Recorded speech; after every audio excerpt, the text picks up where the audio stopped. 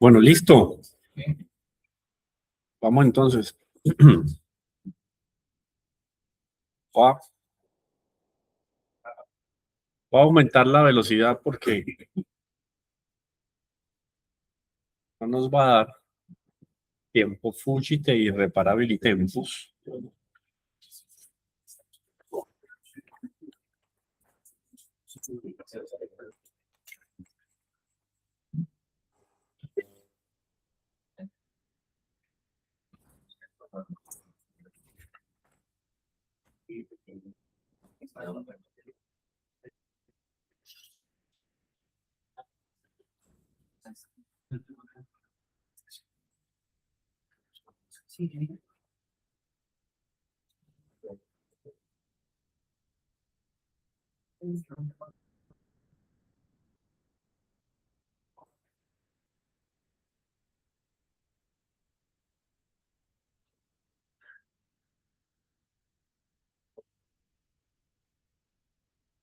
Bueno, se consolidan entonces, Juan, de la mano de Juan, el logos como una fuerza ordenadora del universo, como una razón pura, como una concepción lejana, un ser impersonal. Dice Juan, y el verbo se hizo carne y habitó entre nosotros. Entonces el logo ya no es una ley abstracta o un demiurgo. Jesucristo es un ser personal, es histórico, es redentor. Ese Dios teórico se convierte, se transforma en el Dios del amor, siendo personal, interviniendo directamente en la vida de los hombres. Padre, gracias. Profe, usted decía ahorita que el cristianismo no solamente tomó conceptos de la filosofía griega, sino que transformó radicalmente, digamos, su visión del hombre, de la historia y de Dios, ¿no? Entonces sería correcto afirmar que la gran revolución del cristianismo no fue únicamente responder a las preguntas filosóficas, sino también cambiar las preguntas mismas, porque ya no se trata, digamos, de solo de qué es la verdad, sino más bien ahora de quién es la verdad. ¿Sí? Sí, y es una unión con la verdad que no es una concepción neoplatónica, donde yo me fusiono con la verdad. No es esa visión panteísta, pero sí me uno a la verdad. O sea, hay una posibilidad, hay una alternativa de unión con la verdad sin perder mi identidad personal. La salvación eterna. ¿A partir de qué? Un elemento fundamental que es la redención. La redención me abre las puertas para encontrarme con el uno, en el concepto neoplatónico. Entonces Juan toma el concepto griego, el más elevado, ese logos. ¿Y qué va a hacer con ese concepto griego? Lo dota de un corazón personal. Entonces, esa es la cristianización, es la humanización misericordiosa de ese logos. Eso es o sea, si no es por la revelación, eso no se lo saca un Aristóteles de la cabeza, no se lo saca un Heráclito, eso es fruto de una concepción. Oye, eso es una concepción mística que se encaja en una especulación filosófica. Eso es lo que hace Juan, a través del impacto que él tiene, de la experiencia con Dios, ¡pac!, transforma una concepción griega, greco-romana. Entonces, esa razón con R mayúscula que rige las estrellas, es también el Dios del amor que camina o caminó por las calles, caminó con los hombres y sobre todo que entregó su vida por los hombres. Eso es muy importante.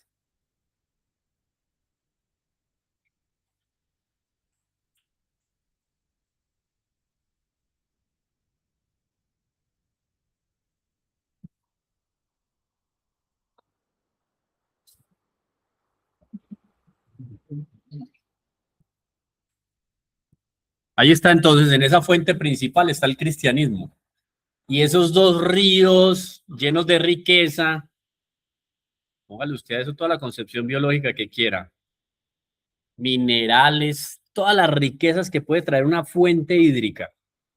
Es una metáfora patrística que muestra cómo el pensamiento de la iglesia se extendió sobre toda la tierra. Pero son dos fuentes las que se terminan uniendo en esa fuente unitaria donde se enriquece lo que uno lo que una y otra concepción o cosmogonía le presenta al desarrollo del pensamiento del hombre. Eso es muy, muy importante. Por un lado, la ley y los profetas, bueno, lo que decíamos, la razón y la naturaleza por el otro. Y en ese océano donde se funden, en el fondo es esas aguas de Jesucristo.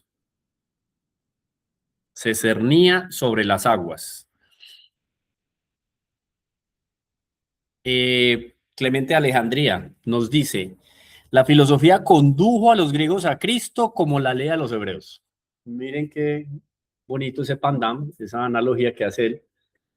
Los griegos, a través del ejercicio intelectual y la especulación, encuentran con Cristo como la ley fue para los hebreos. Y ahí se puede hablar inclusive, como lo dicen algunos teólogos, Plinio Correa Oliveira, por ejemplo, dice la luz primordial de los pueblos. Si bien la filosofía no fue la luz primordial del pueblo judío, ellos se dejaban influenciar por la luz primordial de otros pueblos. Hablamos de los egipcios, babilonios, etcétera. Todo eso enriquece y prepara. Pero ambos son ríos que desembocan en la palabra hecha carne, en el Evangelio. El mito que se presenta en el panorama, por lo menos en esos primeros tiempos, hay algo muy interesante aquí que dice, esto es el propio Clemente de Alejandría. Dice, la filosofía es el Antiguo Testamento de los griegos. Parece más interesante. La filosofía es el Antiguo Testamento de los griegos. O sea, para los paganos la filosofía se convierte en el Antiguo Testamento. Así como Dios envió a Moisés a los hebreos, envió a Sócrates y Platón a los gentiles para purificarlos del paganismo grosero y prepararlos para recibir la fe divina. Interesante. Miren que es otra lectura de la filosofía. Tertuliano, ese choque profundo que tuvo, pero un poco sesgado, ¿no? Aquí Clemente se abre muchísimo más a lo que le presenta la realidad de los pueblos. Repito, así como Dios envió a Moisés, miren el paralelo, o sea, el estatus que le da a Sócrates y a Platón.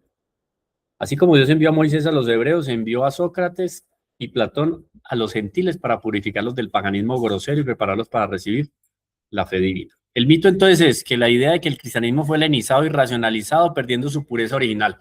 A esa frincha y esa diferencia se presentó entre los primeros cristianos, obvio. Ahora, es más bien no lo que dice el mito, sino cómo fue la realidad, la cristianización del helenismo. Entonces, los dogmas empiezan a formularse y a estructurarse con una precisión griega, la lógica griega, la lingüística, la conceptualización griega queda ahí impresa. Imprime carácter el cristianismo, pero a partir de unos elementos propios griegos. Entonces, ¿qué hace la fe? La revelación depura esos esquemas platónicos que están ya adeantes, moribundos.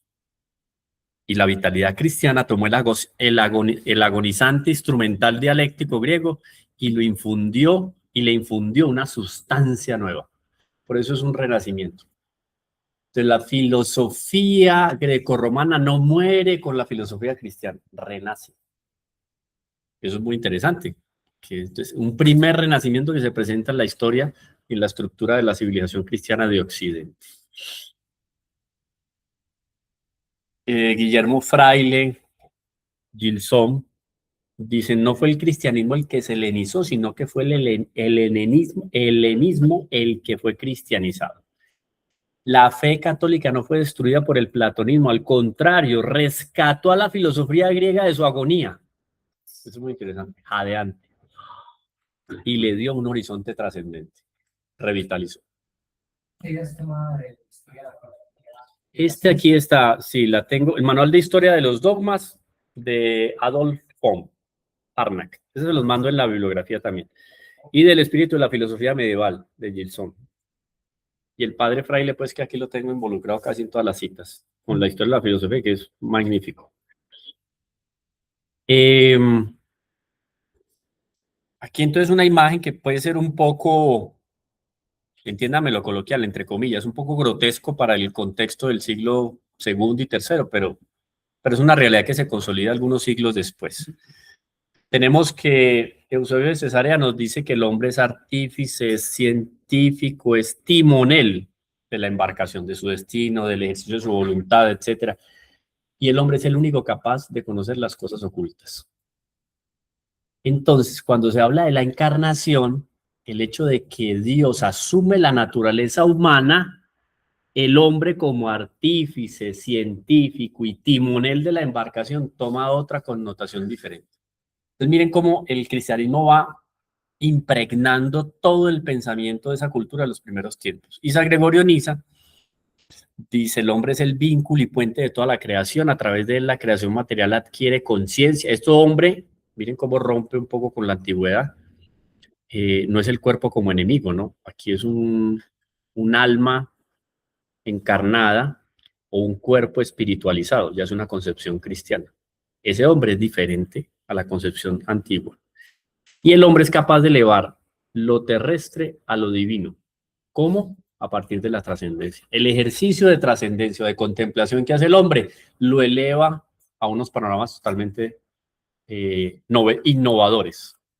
Meditación, el ejercicio místico.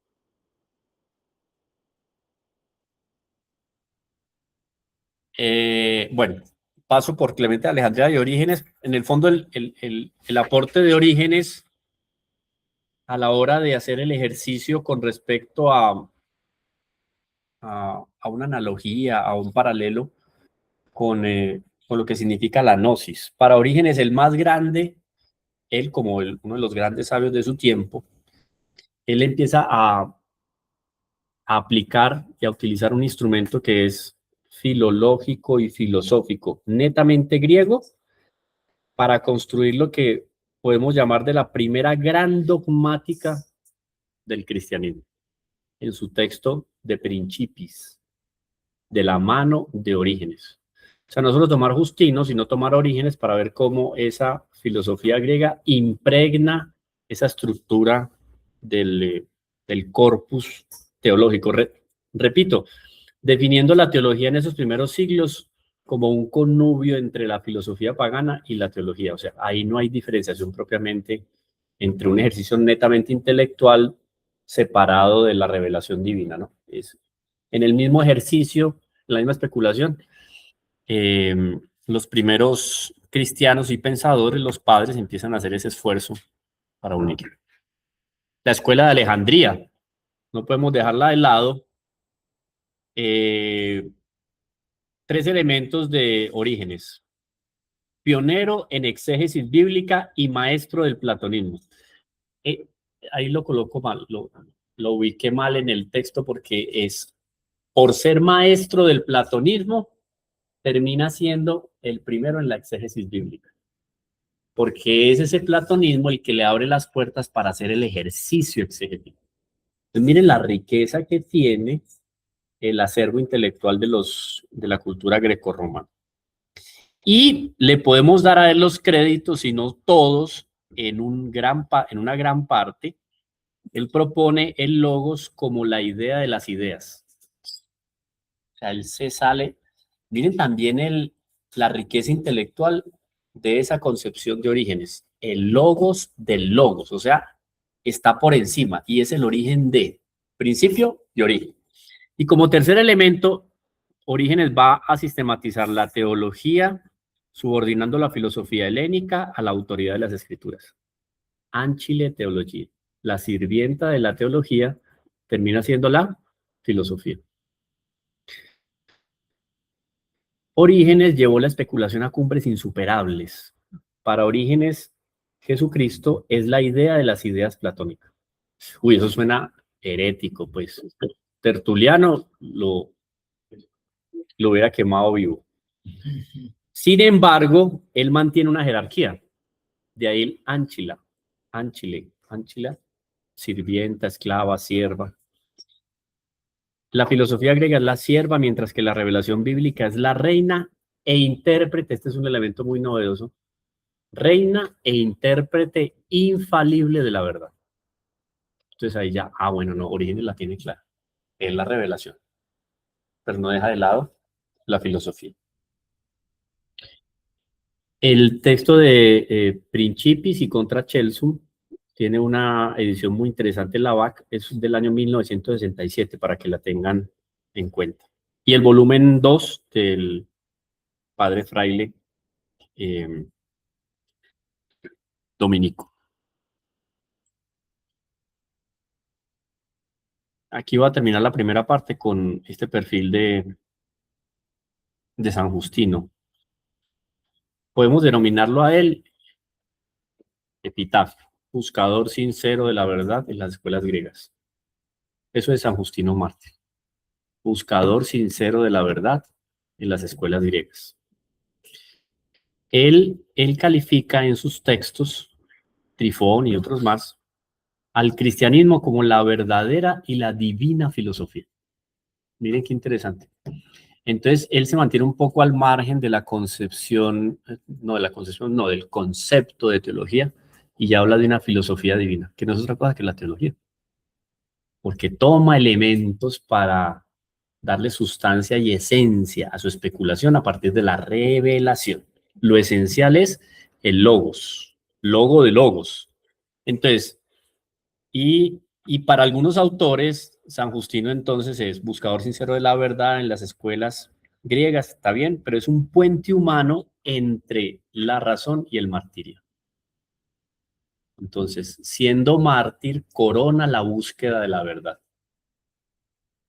Hay una cita famosa: quienes vivieron según el Logos fueron cristianos antes de Cristo, aunque fueran tenidos por ateos como Sócrates y Heráclito.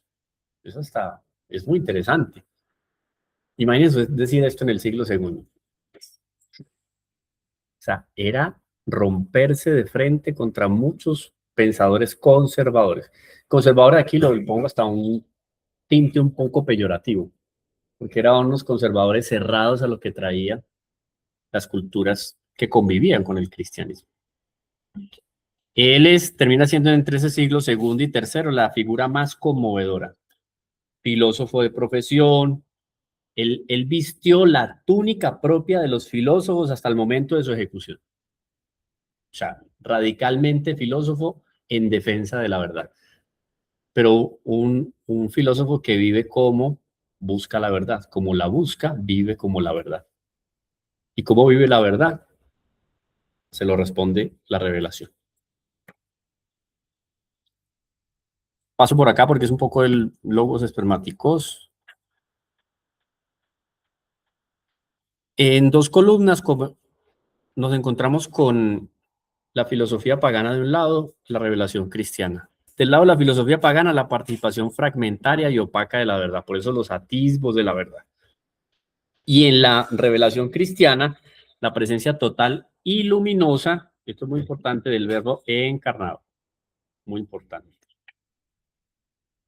En la filosofía pagana se descubre a Dios solo a través del intelecto humano. En la filosofía revelación cristiana, filosofía divina, Dios se revela históricamente mediante su amor y un sacrificio redentor. El elemento redentor es incapaz de salvar, filosofía pagana, incapaz de salvar, eternamente mezclada con errores y idolatría humana. Esa depuración la hace el cristianismo, con elementos como la redención, la gracia, depuran definitivamente lo que es el error de la concepción del contexto pagano, greco, romano, clásico. La filosofía es el preludio, el cristianismo es la sinfonía completa. O sea, de ninguna manera demeritar hasta dónde habían llegado. Eso sí, purificando. Algo más del logos, todo esto se los mando en la presentación. El platonismo, aquí esto es muy interesante. Bautizar a Platón, en el fondo termina siendo ese el ejercicio de los primeros padres. El demiurgo que amolda la materia preexistente eterna y eterna, que después inclusive de la palabra de el estagirita, en el siglo XIX se cae aquello de la eternidad de la materia y del cosmos.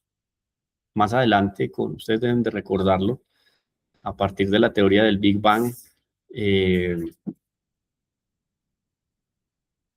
1926, sacerdote belga católico, lanza los cimientos para la teoría del Big Bang. O sea, ese demiurgo aparece ya en un bautismo de toda la especulación platónica como el Dios creador, que realmente de la nada crea y conserva, que es un elemento también muy interesante.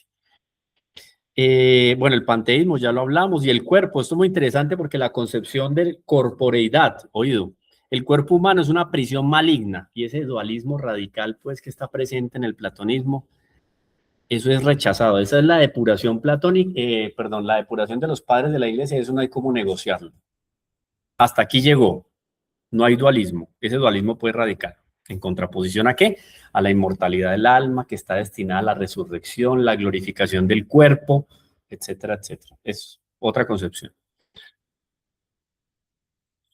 Y aparece San Agustín en el horizonte. Hortensia. Ese texto inclusive perdido infelizmente, pero también, como les decía ahora, le abre la puerta a Agustín en su encuentro con lo que significa la trascendencia y la liberación del materialismo. Para un segundo momento, cuando realiza su estadía en Cassius, ¿recuerdan? Dentro de la historia de la autobiografía de las confesiones, ahí empieza a consolidarse lo que es un humanismo que podríamos llamar platónico cristiano. Es toda esa lectura que ha hecho y lo que ha bebido San Agustín que empieza ya a consolidarse en toda una filosofía. Es una filosofía pagana que se convierte en una herramienta de conversión. Ya se los había comentado también. Dice San Agustín, la verdadera religión y la verdadera filosofía son una sola cosa cuando apuntan a la causa suprema. Frase, faltaron las comillas, San Agustín de Hipona. La verdadera religión y la verdadera filosofía son una sola cuando apuntan a la causa. La síntesis de Occidente. Las ideas eternas no existen fuera de Dios, entonces se van recolectando y consolidando una serie de concepciones, de ejercicios exegéticos que le abren la puerta a la revelación dentro de lo que ya está construido en la concepción filosófica predominante en la época. Dice San Agustín, el genio supremo de esta síntesis, esto lo dice Dobson en Historia de la Cultura Cristiana, nos dice, el genio supremo de esta síntesis, San Agustín de Hipona. Agustín narra en sus confesiones como la lectura del Hortensius de Cicerón, que infelizmente no lo tenemos a la mano, pues no llegó, a pesar de trabajo de los copistas, y en los libros neoplatónicos lo liberó del materialismo maniqueo. En su madurez, Agustín realiza la jugada, que es una jugada metafísica maestra. San Agustín demuestra que las ideas puras de Platón no flotan en un mundo impersonal, sino que son las ideas eternas en la mente de Dios, o los posibles de Dios. Lea San Agustín con el prisma de la revelación cristiana. Eso me parece a mí genial. Las ideas puras de Platón no flotan en un mundo impersonal, allá, en el abstracto perdido, al lado del níquel. No. Es un mundo personal, personas, ahí hay tres. Sino que son las ideas eternas de la mente de Dios, el verbo, el logos.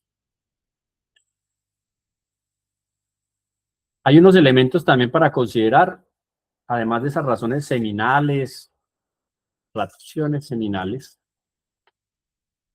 que es el riesgo de la fusión, ¿no? Porque se convierte entonces en un laberinto gnóstico en el cual se puede perder la esencia del cristianismo. Y San Agustín es de los que toma las riendas, o el catecum, y domina toda la especulación hasta dónde pueden llegar los límites de este o aquel concepto, dejar que se involucren dentro del ejercicio de la especulación teológica. El error base. Muchos intelectuales de la época, cristianos por lo menos bautizados, intentaron someter el evangelio a la cosmogonía o cosmología del platonismo medio, haciendo que la filosofía en el fondo terminara devorando el dogma. O sea, perdió la esencia y se diluyó. Por ahí no era el camino. Pero como que había que pasar por eso, digamos, era un destino trágico o dramático. Y aparecen, eso sí, la multiplicación infinita de intermediarios. Entonces empiezan a exagerar lo que significa trascender, creando de tal manera a un Dios que sí, yo puedo alcanzarlo a través de la trascendencia, pero es inalcanzable. O sea, en la concepción cristiana yo alcanzo, o sea, no me uno a Dios en el sentido panteísta, pero yo alcanzo un nivel de trascendencia tal que yo soy iluminado plenamente por Dios. En el fondo es la concepción de santidad. Quien se santifica es porque trascendió tanto de lo material y se desapegó tanto de sí mismo. Para San Agustín va a ser en el camino de la intimidad, ad intime, el encuentro con Dios, pero trasciendo tanto que me encuentro con Él. Aquí no. Soy capaz de trascender, pero Dios está tan más allá que no lo puedo alcanzar. Y la materia vista como un mal absoluto también. Ese Dios creador que es degradado a la oposición de un demiurgo que es malévolo en el Antiguo Testamento. Ahora la iglesia rechaza ese gnosticismo, salvando, eh, a propósito esa palabra podemos colocarla en legrilla abajo en el altar, salvando la simplicidad histórica del Evangelio y la bondad de la creación material. Siempre lo que tiene que ver con la manifestación gloriosa de Dios, el ejercicio propio de la caridad que podemos hacer nosotros con los demás, pero como somos especialmente una expresión de la misericordia de Dios.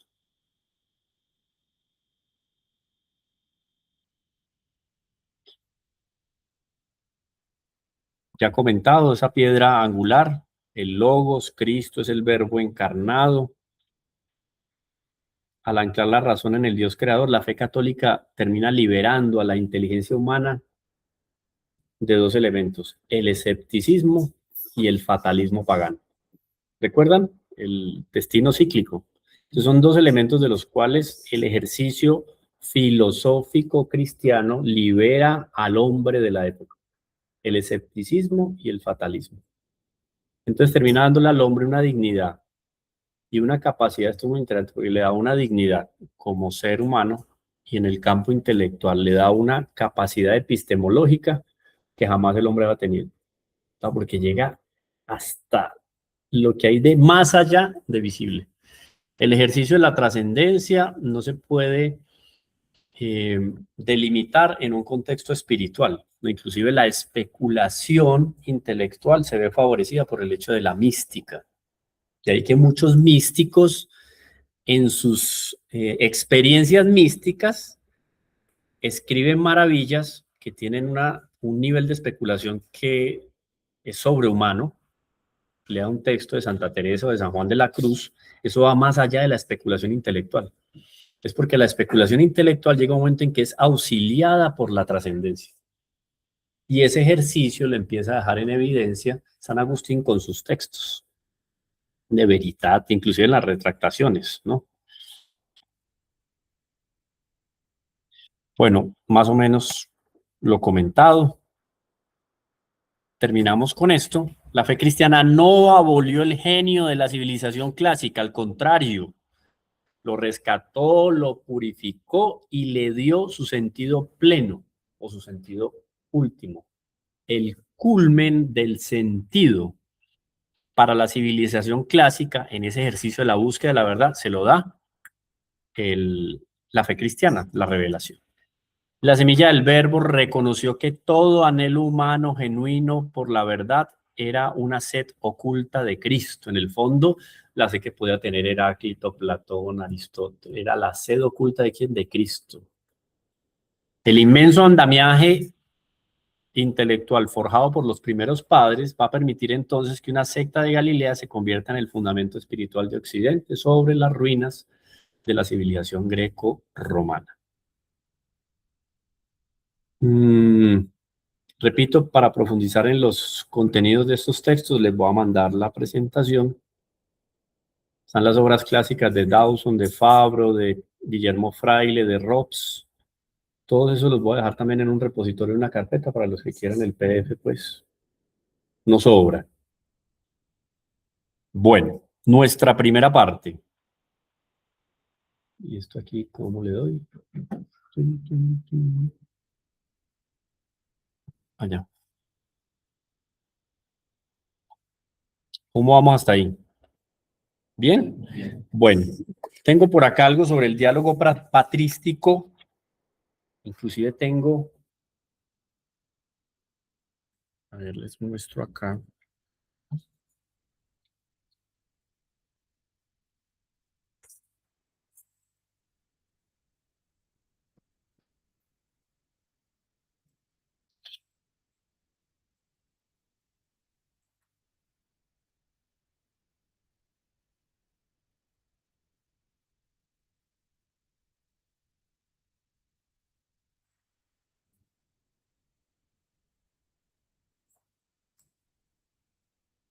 Si me permiten profundizar más en el tema, nos encontramos con...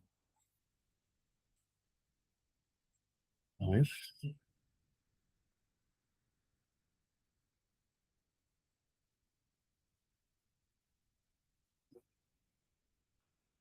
Dicen, ¿están viendo los que están conectados?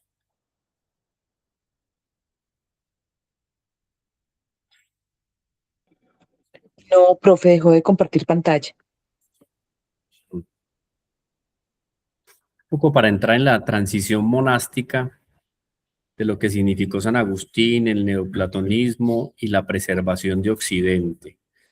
A ver si yo logro por acá.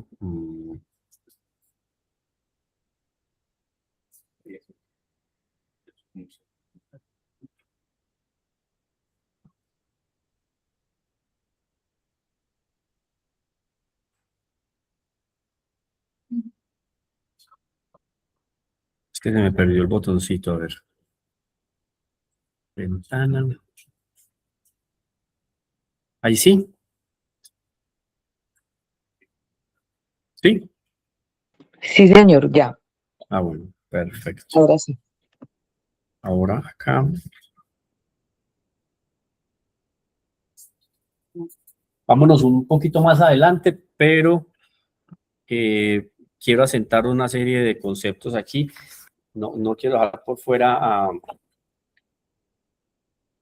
Monseñor Seferino González, que les había ya comentado, antes de pasar a lo que podría ser llamado de cumbre de la patrística, ¿cierto?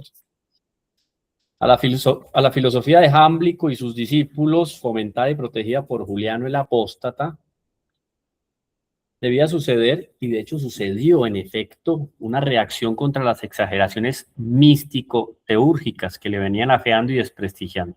Miren que todos estos elementos, porque también podríamos ubicar en el Antiguo Testamento una decadencia en la filosofía, y podríamos hablar de un clímax. Eso es mucho más discutible porque nos encontramos con conceptualizaciones muy diferentes entre los egipcios y los griegos, como también en un connubio conceptual muy íntimo entre las dos maneras de entender la existencia del hombre y el cosmos. Esta reacción dio origen a la escuela neoplatónica de Atenas. Entonces ahí tenemos a los primeros representantes. Nos encontramos con un Plutarco, que no es el historiador, es el filósofo, hijo de Nestorio, a su discípulo Siriano, autor de varios comentarios sobre las obras de Platón y de Aristóteles, que se han perdido. Tenemos a Hierocles de Alejandría, pero el verdadero y más genuino representante de esta evolución neoplatónica es Proclo. Y entonces se convierte en una bisagra en esos últimos arbores de la filosofía grecorromana que le abre las puertas al cristianismo. Proclo. Los textos de Proclo condensan y reflejan la tendencia característica de la escuela neoplatónica de Atenas. Entonces, viene a consolidarse esa serie de textos que recogen aquí y allá lo que hay de mejor del pensamiento, y de eso va a haber posteriormente San Agustín.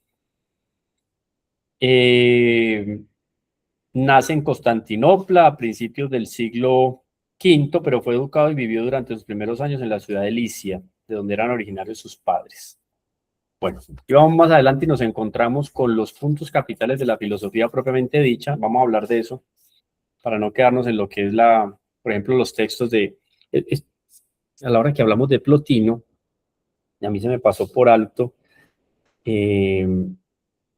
cuando hablábamos de la filosofía científica y racional, hay nombres en personajes y en deidades de la antigüedad y de grandes escritores y pensadores. Entonces, hablar de Orfeo, de Homero, hablar de Hermes, Zoroastro. Uno va y lee algunos de los textos de la antigüedad o de esos dos primeros siglos de la era cristiana y se encuentra personajes muy cercanos a los personajes idealizados de alguna manera en el Nuevo Testamento.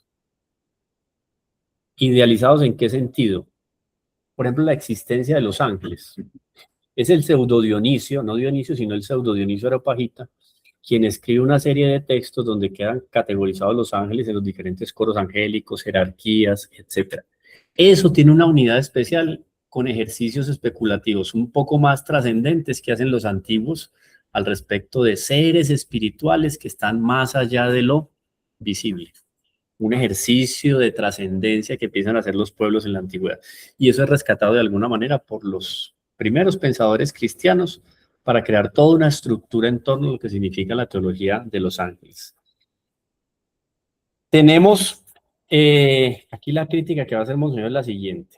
Dice, la materia considerada en sí misma no es ni buena ni mala, pero es la fuente, la necesidad que rige las cosas del mundo sensible. La providencia divina que tiene por objeto principal los mundos superiores, inteligibles e intelectuales, se extiende también al mundo sensible. Y aparece una concepción muy interesante en todo ese ejercicio filosófico que se hace en los primeros tiempos. El alma humana es una derivación inmediata del alma universal, pero mediada por la unidad esencia primitiva, o sea, no deja de Dios de lado, Él es el creador y el que sustenta. Como todas las demás cosas, hace parte de esa unidad esencia primitiva. Es a la vez eterna y temporal. Eterna porque es parte de la esencia y temporal por parte del desarrollo de su actividad. Depende de Dios, es contingente el alma, pero ¿viene de dónde? De las manos de Dios. Entonces, una serie de separaciones de hasta dónde viene la dependencia y quién en el fondo tiene la mano en todos los hilos del cosmos, es la divina providencia. Eso es un factor fundamental a la hora de hacer una especulación sobre la visión de la cosmogonía en el cristianismo. Iba a decir Monseñor Ceferino,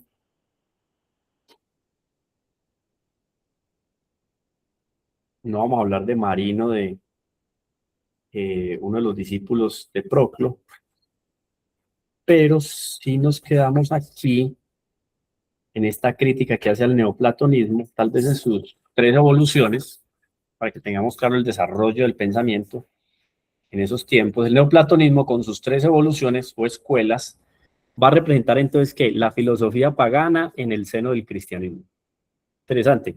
Dice Monseñor, repito, el neoplatonismo con sus 3 evoluciones o escuelas representa la prolongación de la filosofía pagana en el seno del cristianismo y demuestra a la vez la impotencia relativa y la esterilidad real de toda la filosofía racionalista. Entonces, la que le da la posibilidad de resucitar con nuevas luces a la filosofía pagana y a la concepción platónica es la revelación cristiana. Creo que lo hemos tocado en algunos de los momentos. A pesar del poderoso auxilio que al neoplatonismo suministraban las ideas cristianas que flotaban ya en la atmósfera y penetraban insensiblemente en las inteligencias, desde lo más cotidiano y el día a día de los cristianos, porque flotaban en la atmósfera. Arrastrados los neoplatónicos por su odio contra la nueva religión, rechazaron con perseverante tenacidad las grandes ideas cristianas que contienen la solución de los problemas fundamentales de la ciencia, tales como, uno de ellos fundamental, el origen del mundo, el origen del hombre, el origen del mal, el destino final de la humanidad y la ley de la caridad universal. Esto no cabía en la cabeza de un neoplatónico. Caridad universal, misericordia, está ahí. Elementos en los cuales no había cómo discutirlo, no había conciliación. Cerraron su corazón y su oído a la nueva enseñanza y concentrándose más y más en las especulaciones de solo la razón humana, escucharon únicamente la palabra del hombre con exclusión de la palabra de Dios. Esa es la crítica para los neoplatónicos. Quien se abre a una discusión más allá de lo intelectual entra obviamente en el contexto de la revelación, donde el ejercicio intelectual no llega, es que no alcanza, es que la naturaleza humana puede que sea insaciable, pero no tiene las capacidades, no tiene desarrolladas las competencias para alcanzar la comprensión de un ser superior como Dios. Ese uno o absoluto, no hay cómo. Las especulaciones metafísicas y la moral relativamente elevada pues, y pura de un Platón y Aristóteles se convierten en manos de los neoplatónicos en un sistema de concepciones fantásticas y arbitrarias en el orden especulativo. Entonces lo que hacen los pensadores cristianos es aterrizar, mire que esto sí se puede. el ejercicio de perfección se puede llevar adelante, porque existe algo que apoya, hace excelente la naturaleza, pero no la degrada ni la aniquila, y es la gracia. La hace más perfecta, la perfecciona. La gracia perfecciona, pero no destruye la naturaleza. Y eso no cabía en la cabeza de un neoplatonismo. El neoplatonismo, pues, última palabra de la filosofía pagana y que representa la última evolución del pensamiento helénico, entonces por eso es la cima del pensamiento pagano, llegó ahí. Y de ahí bebe San Agustín providencialmente y de ahí el trampolín para todas las ideas cristianas. El neoplatonismo, pues, última palabra de la filosofía pagana y que representa la última evolución del pensamiento helénico, entraña la demostración histórica de la impotencia de la razón humana para alcanzar y mantenerse en los caminos de la verdad íntegra. No hay perseverancia ni en la práctica de la virtud, ni en la búsqueda de la verdad, sino es a través y de la mano de la revelación. Y eso lo dejan claro los padres de la iglesia. Dicen, sobre eso no negociamos. Ustedes hicieron muy bien el ejercicio, pero miren lo que quedaron en sus culturas y sus civilizaciones. Mire Roma, mire Grecia, ¿qué quedó? Ruinas. Y el cristianismo creciendo, proyectándose, o sea, crecen como en algún momento, abro paréntesis, decía un arzobispo sobre una ciudad, no es que las comunidades religiosas aquí crecen como maleza. Eso usted levanta piedras y crecen comunidades, y maleza, arranca maleza y sale más. Esa era más o menos la imagen que tenían de esos cristianos. Usted se salió de la concepción, y miren que era casi que una concepción dogmática del mundo, el neoplatonismo. Ah, pero se desprende con un fundamento racional ya muy bien establecido. Porque todos los conceptos que tienen verdaderamente una conciliación con la revelación se tomaron y fortalecieron el edificio.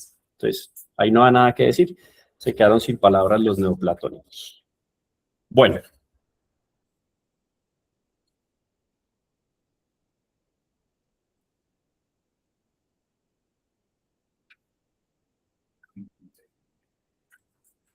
Tenemos aquí tres elementos.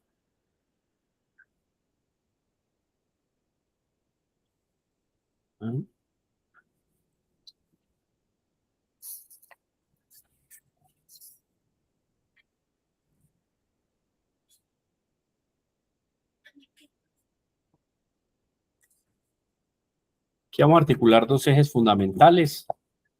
Entonces, la culminación especulativa de la patrística, vamos a dejarla en el siglo V con la figura de San Agustín.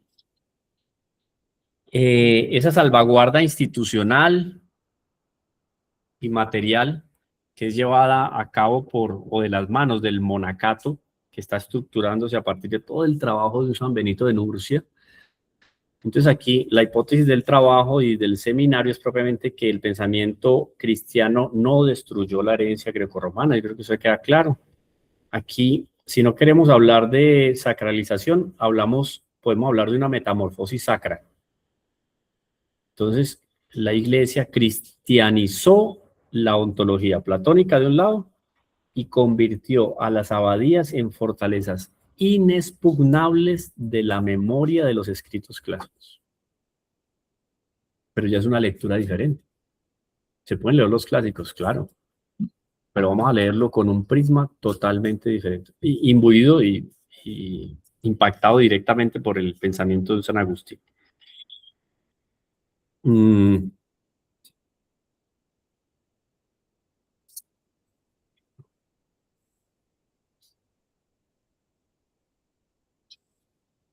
La actitud acogedora, el robo de los hebreos, cuando hablamos de las artes liberales, la gramática y la retórica, y la sabiduría única. Pues alcanzan más o menos a leer por lo menos la primera, ¿no? Justino y Clemente de Alejandría abren la puerta al saber profano, no repudian la verdad parcial de los griegos. En la segunda columna, o sea, a propósito, no sustentan el edificio, pero sí guían para no salirse de una ruta especulativa que se va consolidando. Eso es muy interesante. Las artes liberales, gramática y retórica, se rescatan con fines propedéuticos y se utilizan entonces, ¿qué? Para explicar y para defender la fe. Eso es muy interesante, porque es que ese ejercicio ya lo hacían los judíos. Se consolidó y se sublimó en el ejercicio cristiano, pero ya lo hacían ellos. Y por último, el pedestal, que sí está, digamos, como más un punto de referencia o de meta. La especulación de la filosofía griega con respecto a la verdad alcanza la plenitud cuando la revelación irrumpe en la historia de la humanidad. La especulación de la filosofía griega con respecto a la verdad alcanza la plenitud cuando la revelación, la encarnación irrumpe en la historia del hombre.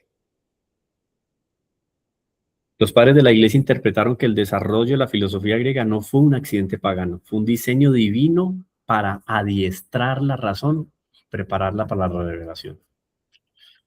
Mediante la metáfora del saqueo de los egipcios, en Éxodo capítulo 12, 35-36, justificada formalmente por el mismo San Agustín de Hipona en el texto de Doctrina Cristiana, la iglesia despoja a la cultura pagana de su idolatría y utiliza lo que podríamos llamar de oro intelectual, bueno, son palabras de San Agustín, el oro intelectual, gramática, lógica y metafísica. ¿Lo convierte en qué?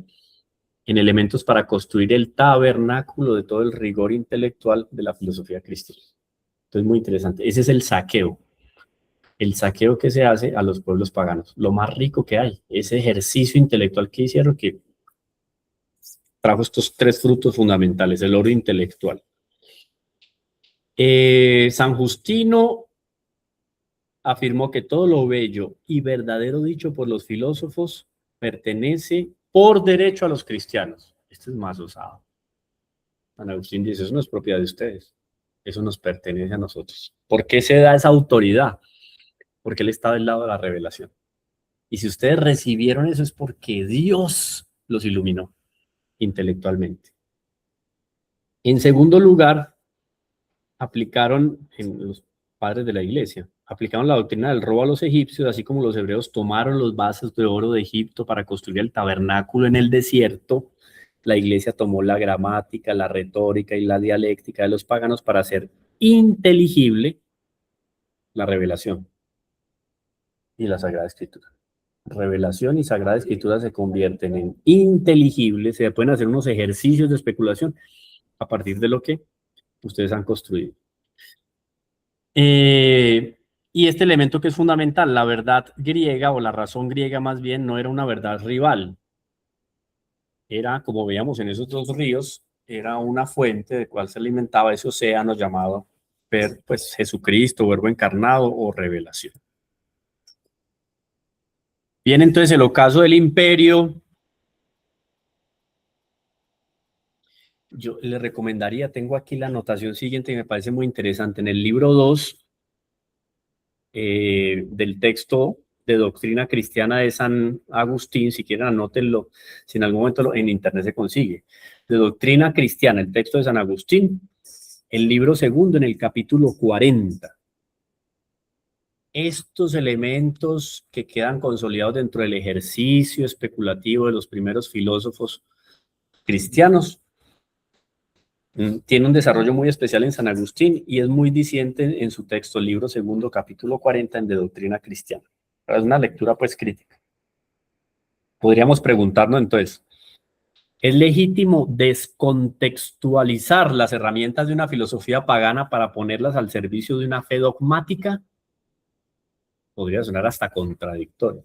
Miren el reto de la pregunta. ¿Es legítimo descontextualizar las herramientas de una filosofía pagana para ponerlas al servicio de una fe dogmática? Esas herramientas de la filosofía pagana se dan en un contexto, en una cultura, en unos tiempos inclusive muy lejanos de la plenitud de los tiempos, cronológicamente hablando. Eso tiene una madurez también en los diferentes pueblos, en las diferentes civilizaciones. Entonces, sí es legítimo arrancarle esa conceptualización construida a un pueblo pagano para forzadamente introducirlo en una concepción del mundo donde Dios se hace hombre. ¿Es lícito? Legítimo haberlo hecho para los padres de la iglesia. Eran muchos de los señalamientos que recibían ellos en los primeros tiempos.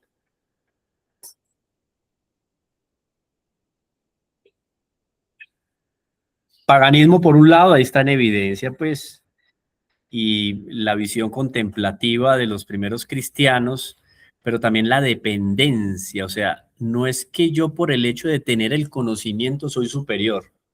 No.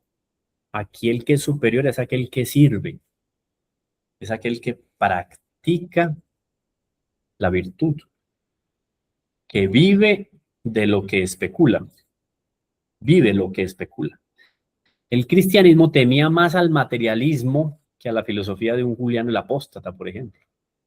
Lo que pasa es que el ideal romano colapsó ¿con qué? Con el culto al placer y el vivir en medio de los espectáculos. Casi que sería una lectura del mundo contemporáneo.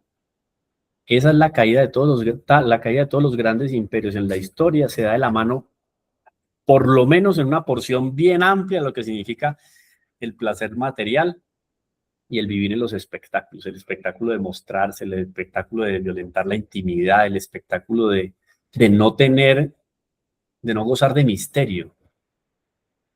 Qué bonita, inclusive en una relación conyugal, en una relación de amistad, en una relación alumno, estudiante, maestro, discípulo, que exista el misterio, que exista lo escondido, lo íntimo. Hoy en día se rompieron las barreras.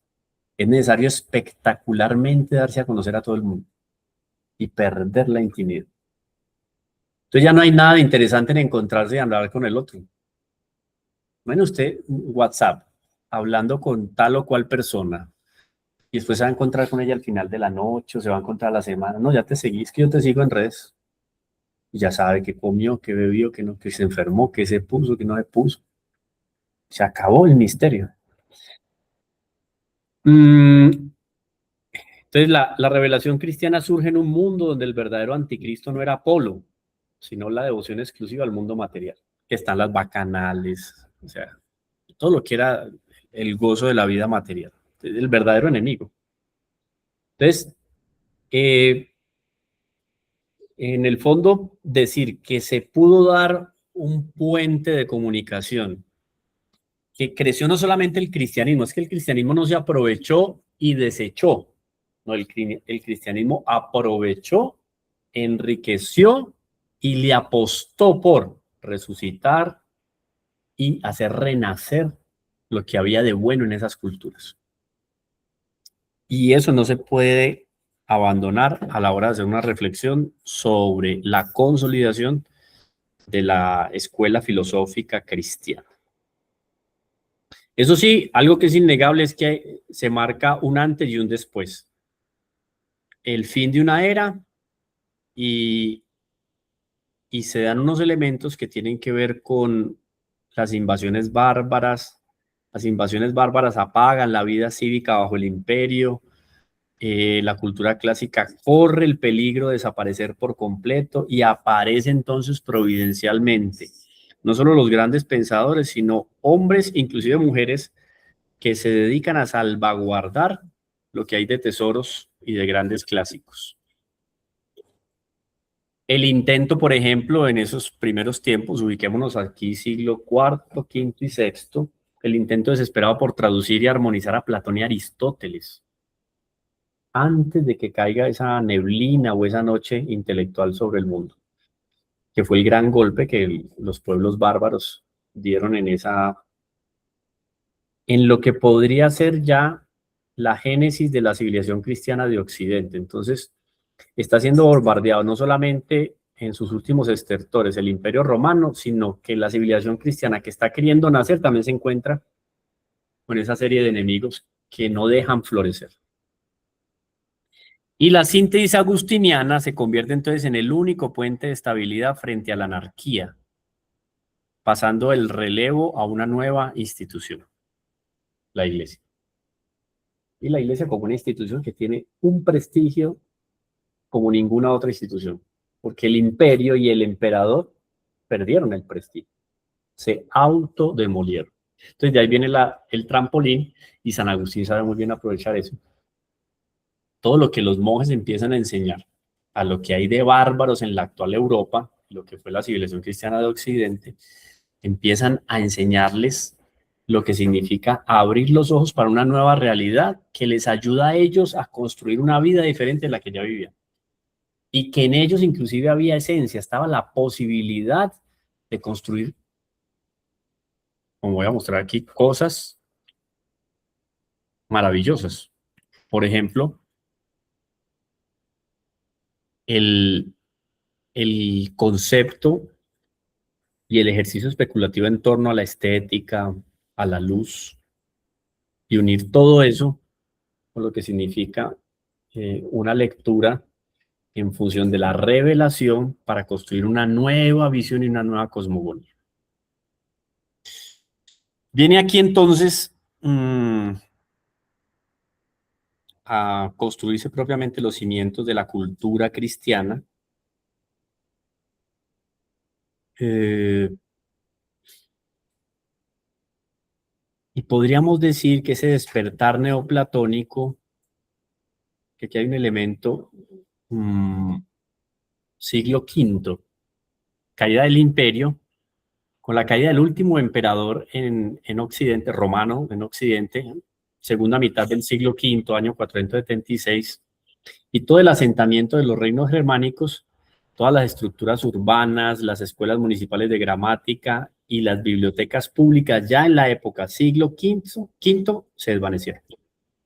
Entonces Europa empieza a precipitarse en lo que los historiadores van a clasificar como una crisis de discontinuidad cultural o intelectual. Hay un abismo. ¿Gracias a qué?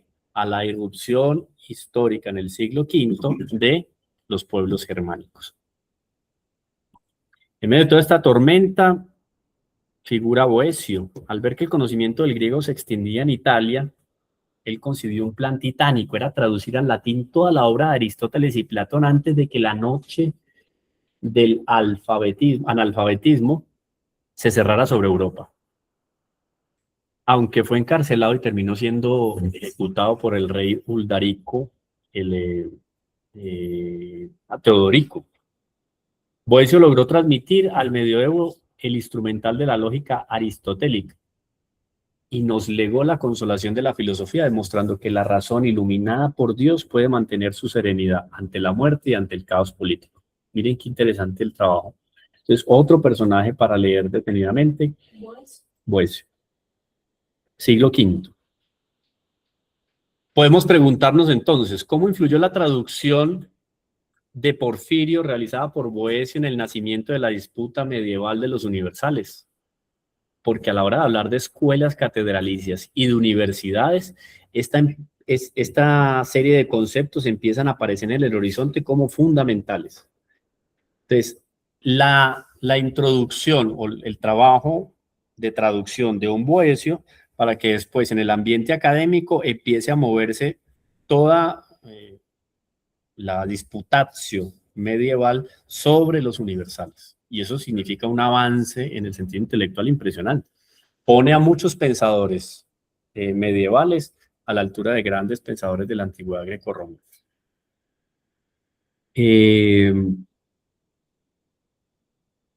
Recomendado ahí de Gredos, de la editorial Gredos, el texto de La Consolación de la Filosofía de Boecio. Es una edición del año 99. Y los textos fundamentales de historia, ese es del Miguel Artola, de 1982. Se los paso también pues en el resumen. Tenemos el mundo ideal y suprasensible, tenemos la realidad sustancial y la crítica inmanente.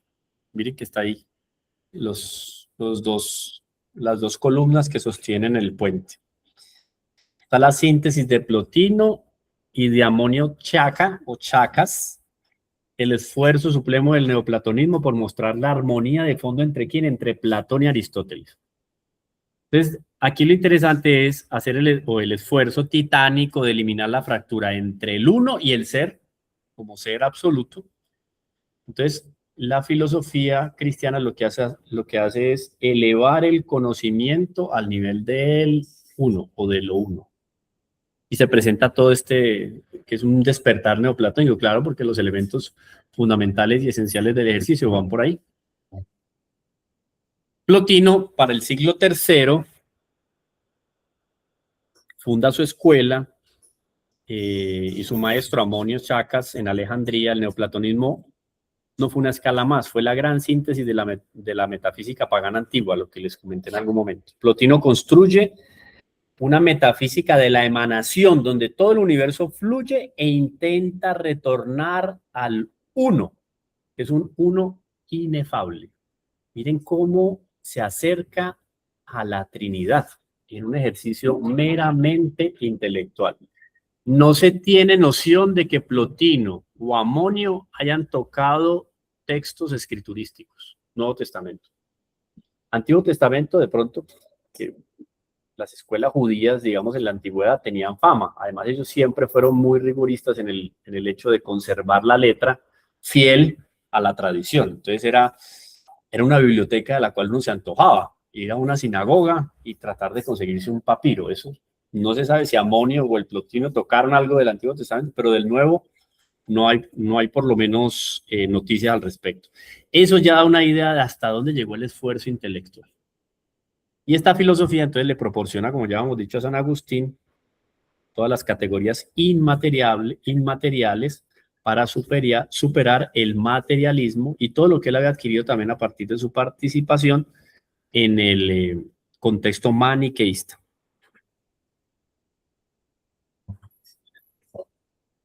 Con todas las letras, San Agustín es el arquitecto del pensamiento. San Agustín es un genio patrístico, o no un genio, el genio patrístico. Si bien nos referimos a San Pablo como el apóstol, esto es mío y cargo con las consecuencias. Como hablamos de Pablo como el apóstol, hablemos de Agustín como el patrístico, el genio patrístico, el apóstol, el genio patrístico. A un primer peldaño, maniqueísmo, esa lucha dualista, la luz, la oscuridad, el materialismo del mal. Después esa noción se aclara porque ya el mal es la ausencia de, no tiene ausencia de, la oscuridad es ausencia de. Todas esas concepciones empiezan a clarificarse. Y la crisis de certeza y la desconfianza en la razón, que es el peldaño número 2 al cual llega el mismo Agustín. Y el descubrimiento de las eneadas, trabajo que realizo en la tesis de doctorado de transformación de la persona humana en San Agustín, el descubrimiento de las eneadas de Plotino le sanan totalmente las llagas que supuraban escepticismo en el corazón de Agustín. O sea, es el punto de quiebre y de conversión, su encuentro con las eneadas de Plotino, que también unas traducciones muy buenas. Se me va la edición en este momento. Agustín Uña Juárez. Busquen los textos de Agustín Uña Juárez. Texto sobre San Agustín de Agustín Uña Juárez. Muy interesante. Y el cuarto, podríamos ubicar un cuarto peldaño, la cúspide. El cristianismo deja claro que el neoplatonismo no es el término, sino que es una etapa de transición hacia la plenitud de la verdad que la da el dogma. Entonces se acuña el dogma como una transición a la plenitud de la verdad. ¿Definida por quién? ¿Por el ejercicio intelectual del hombre? No, por la iluminación del Espíritu Santo. Entonces el uno interviene en la historia del hombre, le muestra la verdad, le participa la verdad y el hombre lo deja consignado en el dogma. Esa es la concepción que tiene la patrística, que es muy interesante. O sea, esto no es sacado simplemente de una especulación. Aquí hay una participación en el pensamiento de Dios que queda consignado en el dogma. Entonces, repito, el cristianismo afirma categóricamente que el neoplatonismo no es el término, es una etapa de transición hacia la plenitud de la búsqueda de la verdad, o sea, el dogma. Es toda esa concepción de dogma en torno a la plenitud. La academia, con su escepticismo, levanta el estandarte y dice que la razón tiene una incapacidad para alcanzar la verdad. Los filósofos cristianos dicen, es una incapacidad para alcanzarla en su plenitud, porque para alcanzar la verdad con B mayúscula en plenitud habría que ser Dios. Pero el hombre sí alcanza la verdad, roza la verdad y bebe de la verdad, porque vive la palabra de Dios. Si yo vivo la palabra de Dios, alcanzo a comprender el hecho de que Dios asume la naturaleza humana y me da unas luces para vivir el día a día, yo estoy participando de la verdad. Yendo en busca de la verdad, participo de la verdad. Y eso lo deja claro Agustín. Inclusive cuando ya está en Milán y lee los textos que parecen haber sido traducidos por Mario Victorino, los libros platónicos, ahí San Agustín descubre la inmaterialidad de Dios y comprende que el mal no es una sustancia, sino que es privatio boni, la privación del bien, la ausencia de bien. Abraza entonces ahí el cristianismo y comprende San Agustín que solo la encarnación del Verbo aporta la gracia y el amor que le faltaban al intelectualismo platónico. Entonces, ¿cómo se completa la concepción del mundo, la noción del mundo neoplatónico? Con la concepción que trae el cristianismo al respecto de que de la gracia y el amor.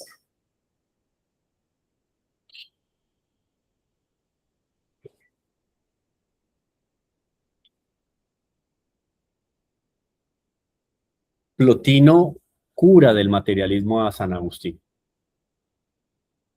Entonces viene el primer paso de conversión. Eso no fue por rezar el rosario. Pues, discúlpenme lo coloquial, no fue por rezar el rosario. Plotino cura del materialismo a San Agustín. Le enseña que Dios es espíritu puro y que el mal es simplemente la ausencia del bien. Sin embargo, el neoplatonismo podía mostrarle la cima de la montaña, pero no el camino para subir a ella. Lo uno está bien allá, la verdad, pero para llegar allá no es solamente un esfuerzo intelectual. Hacía falta que la gracia y el amor. Si no es por la gracia y el amor, San Agustín no deduce, no alcanza a comprender cómo unirse a lo uno. Ese camino lo encontró cuando se convirtió. Solo el Verbo hecho carne podía sanar la voluntad humana mediante la gracia. Podríamos preguntarnos, ¿por qué la solución neoplatónica al problema del mal fue indispensable para que Agustín pudiera aceptar la fe católica? O sea, si el neoplatonismo curó del materialismo a San Agustín, ¿cómo es que eso lo lleva para que él acepte la fe católica? Ahí podríamos hablar de catarsis. San Agustín trata mucho eso en sus textos. El ejercicio de catarsis que hacía permanentemente.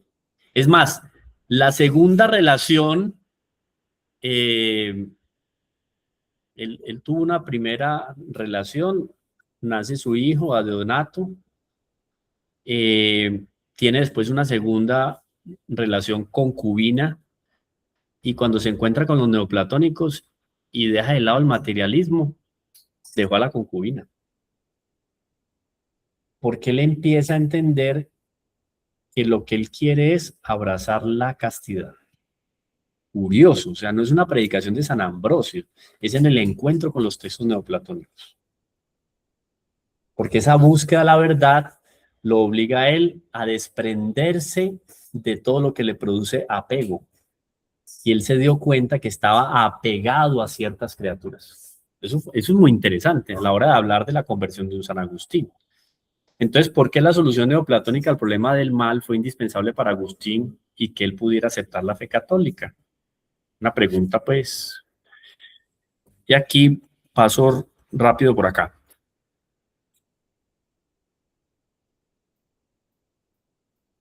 Es una jugada metafísica de ajedrez maestra que hace San Agustín cuando bautiza a Platón. Santo Tomás de Aquino dice, Agustín siguió a Platón hasta donde se lo permitió la fe católica. El hombre fue estratégico. Hasta aquí voy con usted, divorcios. La gran transformación agustiniana consistió en ¿qué? En relocalizar el mundo de las ideas. ¿Se acuerdan? Idea de las ideas, logo de logos. Fue más allá. Porque para Platón las ideas eran entidades abstractas que flotaban en un transmundo. Para Agustín, las ideas eternas existen en la inteligencia de Dios, consubstancial al verbo. Es otro panorama. Dios creó el universo conforme a unos arquetipos que están en su mente. Miren cómo no es el mundo de las ideas. Está en la mente de Dios. Acto puro, ¿no? Está en la mente de Dios.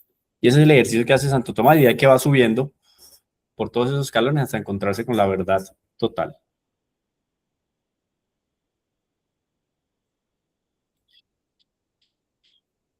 Agustín purificó el neoplatonismo, sustituyó el uno inefable e impersonal por la Trinidad.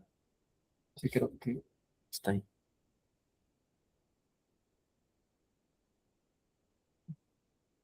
San Agustín realiza una corrección genial en la teoría de las ideas.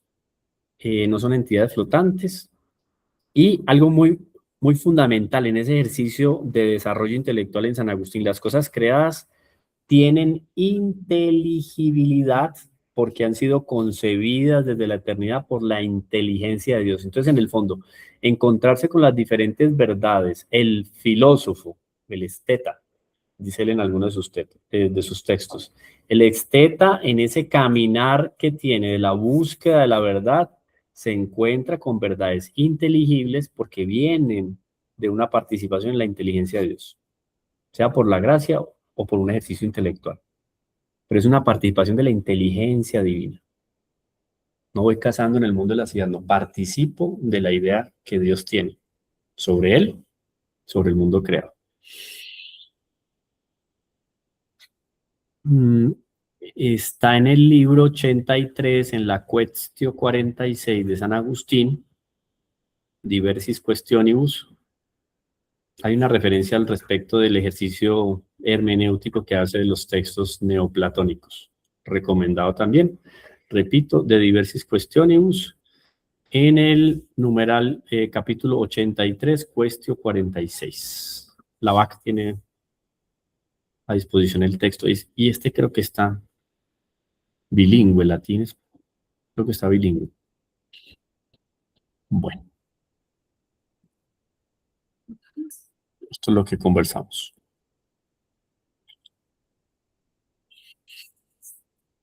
El giro de San Agustín, entonces, va en contravía de Plotino, de alguna manera, porque él dice es trascender y elevarse a lo uno a partir de un ejercicio intelectual. San Agustín dice ad intime. Dios está dentro de mí más de lo que yo mismo, porque no solo me crea, sino que me recrea y me conserva. Ad intime, la verdad está ad intime. Y frente a la dispersión de los sentidos, San Agustín propone el recogimiento, la interioridad. Y en ese itinerario de la interioridad se va a encontrar con el desprendimiento y con la revelación interior. En lo más profundo del hombre, el hombre encuentra la huella irrecusable de la luz. La huella de Dios como creador está irrecusablemente en el fondo de cada hombre. Es la luz que ilumina la inteligencia y fortalece la voluntad. No ver in me, no ver in te, que me conozca a mí, que te conozca a ti. Eso en el fondo es buscar el absoluto dentro del alma. Ese es el itinerario de San Agustín. Agustín anticipa en más de 12 siglos el punto de partida de la filosofía moderna, respecto de la cogito cartesiana, pero con un fin netamente teocéntrico. En De Vera Religión, en el numeral 39, formula el siguiente principio: Noli forasire in te ipsem redi in interiore homini habitat veritatis. No salgas fuera, entra en ti mismo, en el hombre interior habita la verdad. Entonces, descendiendo a la conciencia, San Agustín descubre que el alma es mutable, pero también que conserva, a ver, esto aquí el alma descubre que es mutable, al descender a la propia conciencia, el alma descubre que es mutable, pero que contempla verdades inmutables e independientes de los sentidos. Esto es muy importante a la hora de trascender, obviamente, y toca en Dios, se encuentra con esas verdades inmutables. De esta experiencia concluye la existencia de la luz increada que ilumina el intelecto, la teoría de la iluminación divina. Entonces, de aquí parten algunos principios para desarrollar la arquitectura gótica y los vitrales. Es impresionante cómo todo el desarrollo intelectual de estos primeros hombres, y San Agustín, por eso lo coloco en el cenit, le da pie al desarrollo de una cultura que bueno, el canto llano, el propio canto gregoriano, etcétera, otra serie de elementos, inclusive la misma, algunas teorías aritméticas que son inspiradas en esa trascendencia, o sea, la cultura empieza a ser imbuida, permeada por estos ejercicios intelectuales de San Agustín. Repito, de esta experiencia concluye la existencia de la luz increada que ilumina el intelecto, la teoría de la iluminación divina. Si la mente humana es mudable, pero conoce verdades inmudables o inmutables, se deduce que la mente está siendo iluminada por una luz superior. Dios no está solo en el cosmos exterior, está intemior íntimo meo, más íntimo en mí de que mi propia intimidad. Les hago yo la siguiente pregunta. ¿En qué se diferencia la interioridad agustina, que conduce a Dios, del subjetivismo cartesiano moderno, que se encierra en el yo? ¿Hay similitud?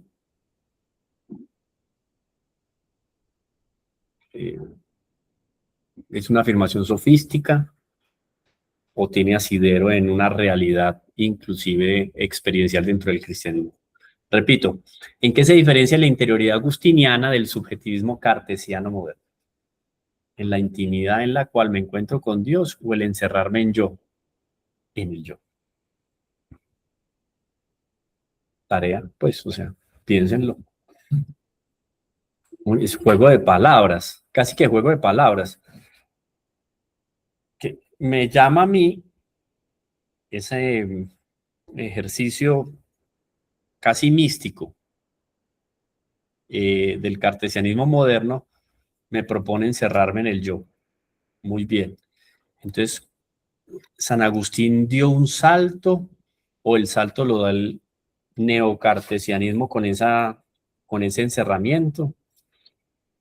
¿O San Agustín, pidiendo el regreso a la interioridad, se abre más a la relación con el otro?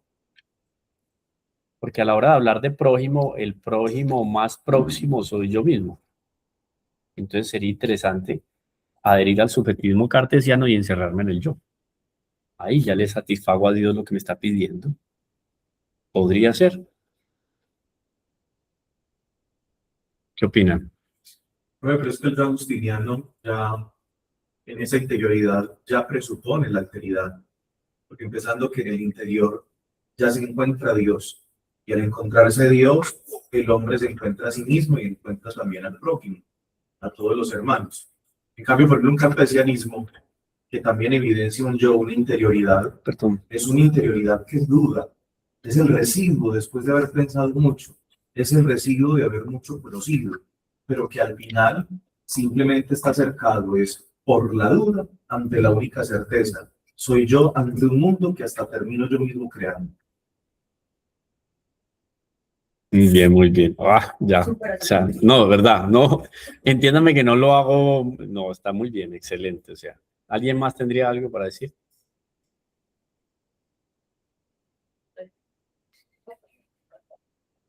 No, porque claro, en ese ejercicio de regreso a la interioridad está el papel de la caridad y de la misericordia.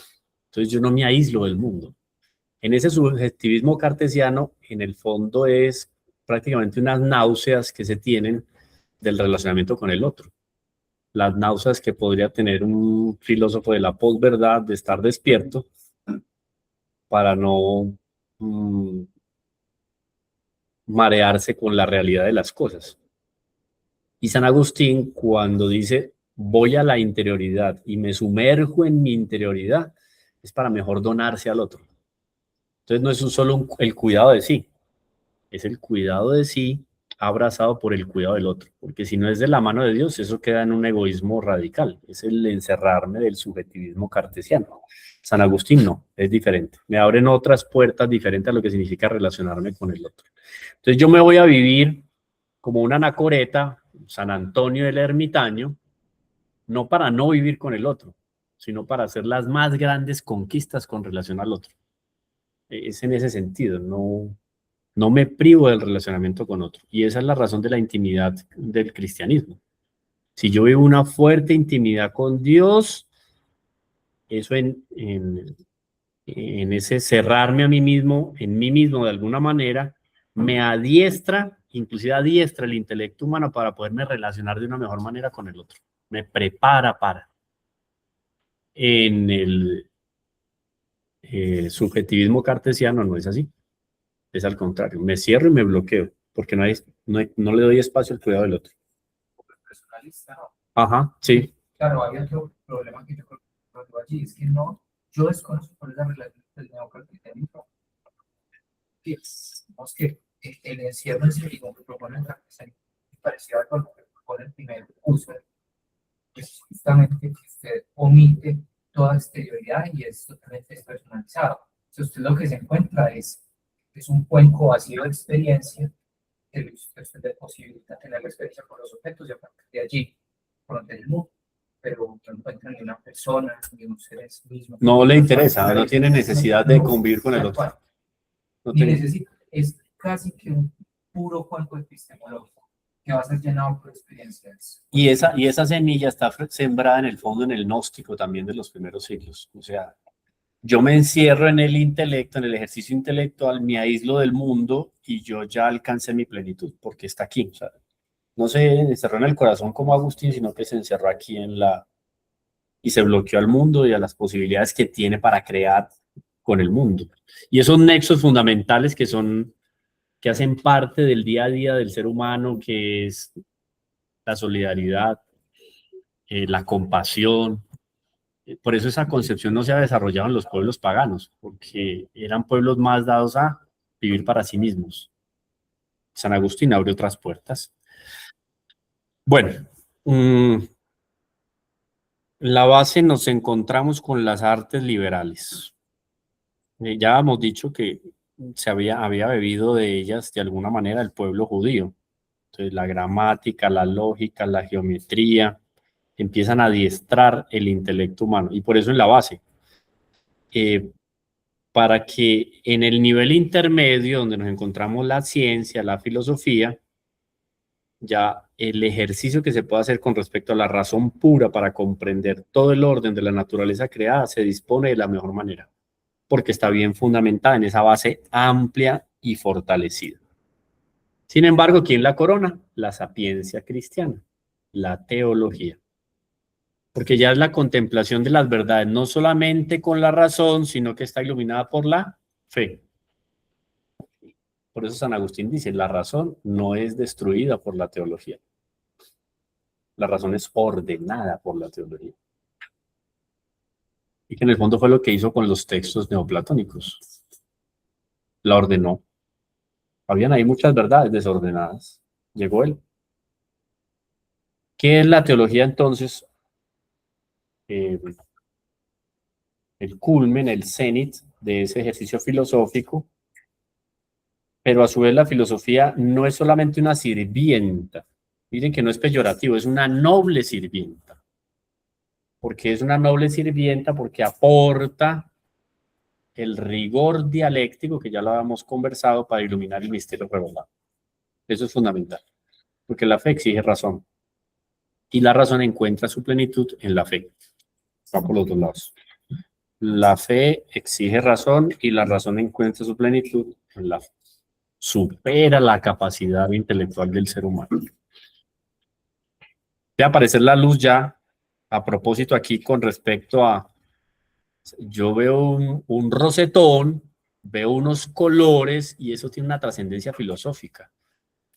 No solo lo que hacen los monjes cluniacenses, una catedral como Chartres, Notre Dame, etcétera, en el fondo es una estructura arquitectónica que explicita una manera de ver el mundo, de entender el mundo y de acercarse a la verdad. Entonces hay tres elementos acá. Dios posee al ser por esencia. Las criaturas no poseen el ser de manera universal, sino de manera particular, según su forma y especie. Uy, ya es mucho más estructurado el pensamiento y la manera de entender el mundo. Todo ser creado participa de la plenitud divina, manteniendo una conexión metafísica sin caer en el panteísmo.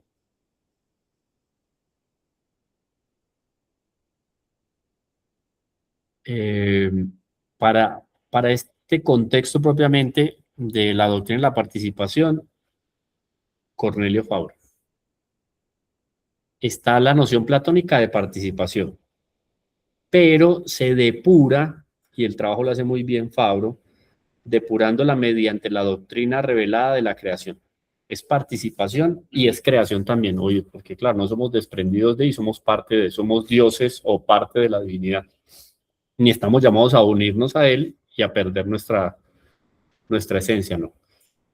Y dice la patrística explícitamente, el ser por esencia es Dios. Las criaturas no son el ser, son entes por participación. Entonces, a partir de la creación, Dios en un acto amoroso me hace partícipe de su existencia, ¿no? Y yo no soy parte de él, ¿no? En ese sentido, no estoy desprendido de las cosas, los seres, los entes existen y reciben de Dios el ser en una medida limitada, contingente. Ser subsistente y contingente.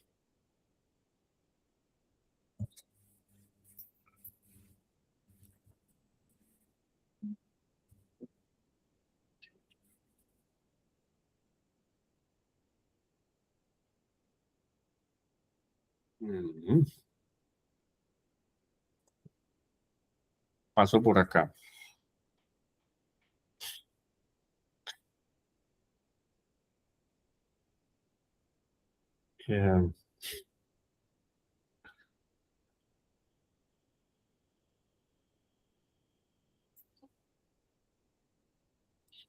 Entra más bien en un contexto teológico.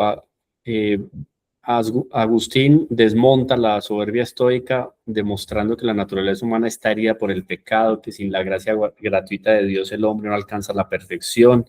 El hombre no puede dar un paso hacia la perfección aquí y hacia la salvación eterna si no es por la gracia. Entonces, de ahí toda la disputa con donatistas y pelagianos.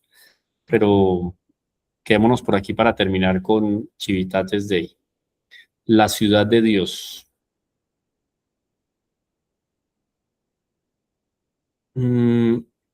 Estamos a inicios del siglo V, año 410, y las huestes de los visigodos saquean la ciudad romana. Ese es el contexto. El mundo romano quedó conmocionado, los paganos acusaron al cristianismo de haber destruido la potencia del imperio al prohibir el culto a los dioses tradicionales.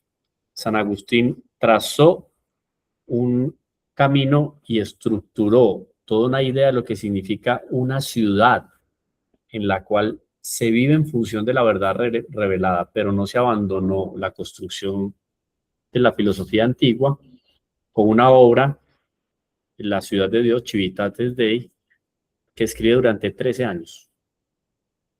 13 años escribiendo una obra magnífica.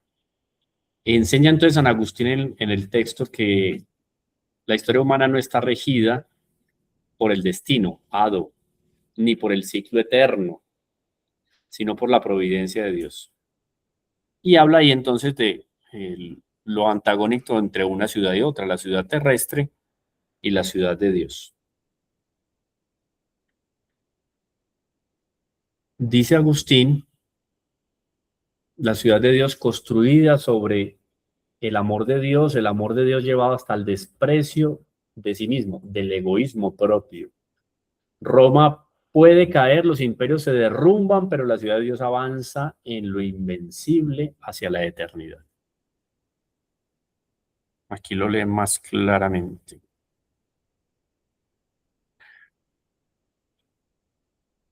Termino con esto. Mario Vittorio.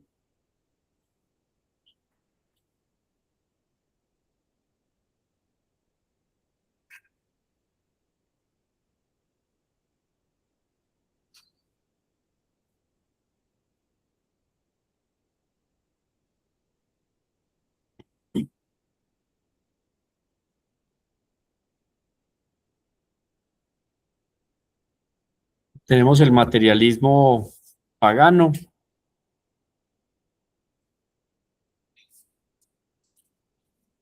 Una visión del mundo físico, hedonista, temporal, cerrado, la fuga de lo material hacia lo ideal. Después entra Agustín y otros pensadores, y si bien dejan un límite y zanjan un abismo que es profundo, deja claro, ¿se puede disfrutar del placer material? Sí, pero cuidado, hay un ascenso intelectual y se produce un éxtasis a través de ese ascenso espiritual, y eso exige la renuncia. Entonces rompe con lo que significa el materialismo pagano, donde se ofrecía un mundo rígido, donde elementos como el azar o el placer eran fundamentales para el desarrollo de la persona humana. Aquí es una transformación humana, un desarrollo humano a partir de la transformación de la persona humana con la acción de Dios. No es solamente el esfuerzo volitivo que hace el individuo. Es una cosmovisión integral que se presenta en el panorama de San Agustín. Y todo eso queda impregnado en los textos de la época. No solo Agustín, sino que empieza a permear todo el desarrollo de la cultura. El materialismo romano ofrecía una existencia trágica encerrada en el tiempo. Su máxima aspiración era el placer terrenal. Vomitorios. El neoplatonismo ofrecía un misticismo intelectual fascinante, pero frío, y reservado solo a unos pocos filósofos iluminados. Solo ellos eran capaces de huir del cuerpo, que era la atadura del alma y que frenaba el intelecto para alcanzar el nous. El cristianismo agustiniano revolucionó la historia. Proclama que la naturaleza material es buena, la naturaleza material es sagrada. ¿Por qué es buena y por qué es sagrada? Porque brotó de las manos de Dios.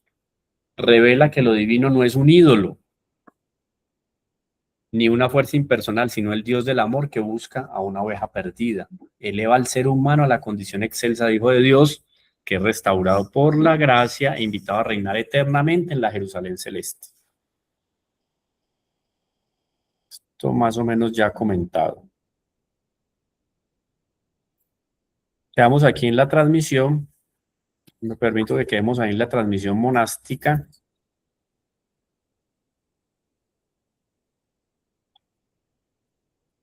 El paso del colapso secular al arca de la alianza.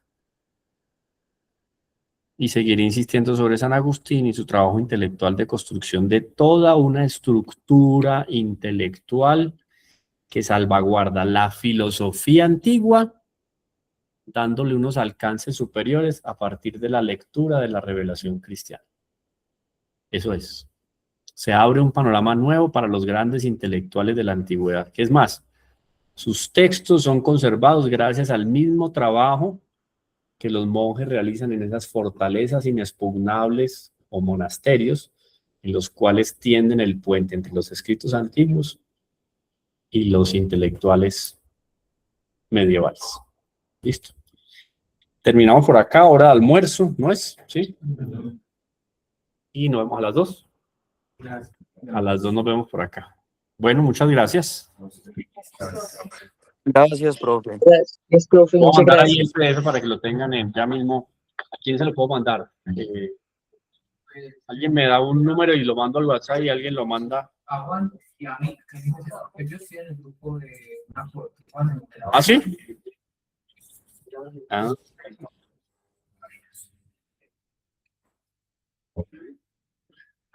¿Cuál es tu WhatsApp? Yo te lo mando. Sí. 665 5518. 320-665. 5518. Eso es teléfono de droguería. Sí, ¿Cierto? de domicilio. Eso es pues.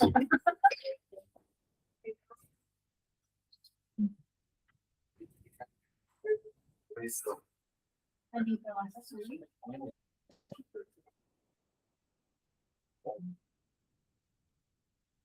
¿El tuyo cuál es? Juan David, el teléfono, sí. 318. Sí. 454 58 83. Listo.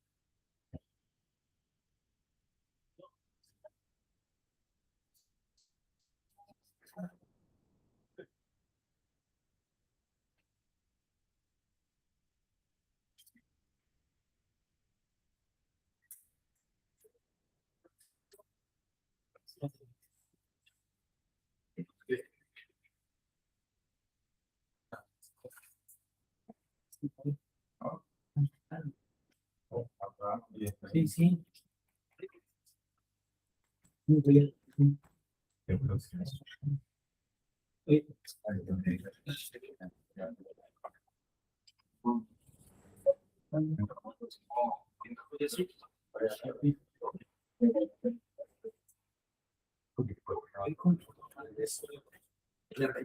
Pues, Sí.